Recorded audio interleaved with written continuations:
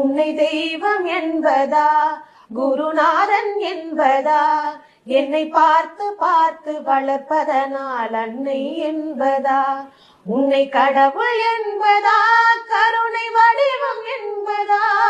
உன்னை கடவுள் என்பதா, கருணை வடிவம் என்பதா, ஐயா ஞான தானம் தந்த உன்னை தந்தை என்பதா, உன்னை தெய்வம் என்பதா, குருநாதன் என்பதா, என்னை பார்த்து பார்த்து வளர்ப்பதனால் அன்னை என்பதா, சேரும் செல்வம் எல்லாமும் அருளன்றோ, பாடும் பாடல் எல்லாமும் தய